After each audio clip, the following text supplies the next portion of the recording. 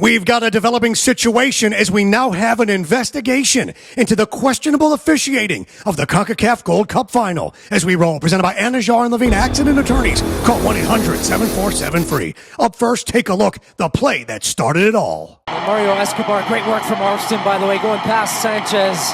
And look, that is a clear hand on the ball. As we take a look again, clearly he palms the ball. But was he bracing himself from the fall, which is open to interpretation? Yes, and the bizarre officiating continued, as it appeared for a moment that Mexico had taken the lead. Alvarado the fake, now it's hooked in, it takes the flick and it's in, it's Edson Alvarez!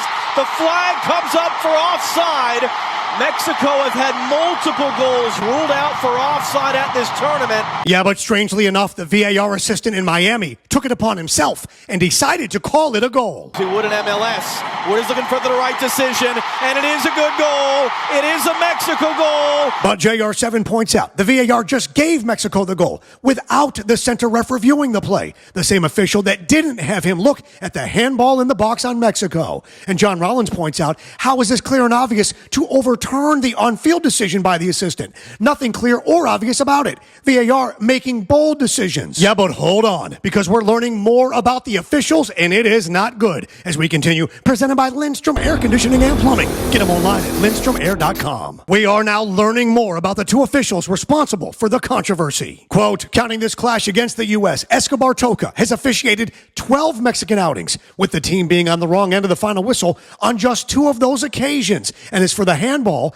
with the referee deciding to keep the game playing, it seemed like VAR official Lopez Castellanos was, quote, on board with the decision and let the game continue. Yeah, and as we now understand it, the officiating may have been politically motivated against the United States. As Ryan points out, because you have a ref from Guatemala and a VAR official from Costa Rica in a time where those countries really hate us. Yeah, and U.S. head coach Mauricio Pochettino actually said it. I wanted to tell the truth. The truth was that if that happened in the opposite half, in the another box, for sure it's penalty.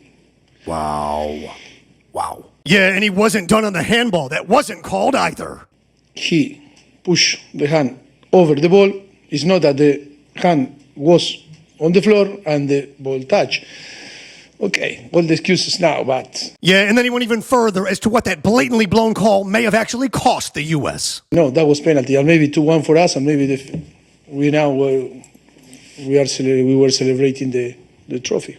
Yeah, but hold on, because we've got the numbers from the actual betting that you need to see as we continue. Presented by Bud's Chicken and Seafood. Order right now at budschicken.com. Take a look now at the betting action from BetMGM, and you'll notice the numbers just don't add up. As John Ewing of BetMGM reported, just 27% of the money was bet on the U.S. at a plus 210 spot as an underdog, with the majority of the money, 68%, on Mexico. So if it were in fact rigged by the sports books, they would have wanted the U.S. to win, or worst case, for a tie. Yeah, and American fans are having a difficult time digesting how the officiating went down. Quote, so you can go to VAR to give Mexico a goal, but not for the handball. Unserious sport. Bobby Wood says Gold Cup final, one of the worst ref games I've ever seen. Blatant missed handball. And the last goal scored on a free kick from a touch foul when the refs are letting Mexico get away with murder. Terrible. Yeah, but hang on, because we finally have an explanation, and it may just blow your mind as we continue, driven by Revel Rideshare. Ride for less, drive for more. Download now, Revel Rideshare. Soccer journalist Kyle Bone explains why it actually wasn't a handball after all. He said, quote, this is not a penalty. No advantage gained for Mexico. And the rules specifically state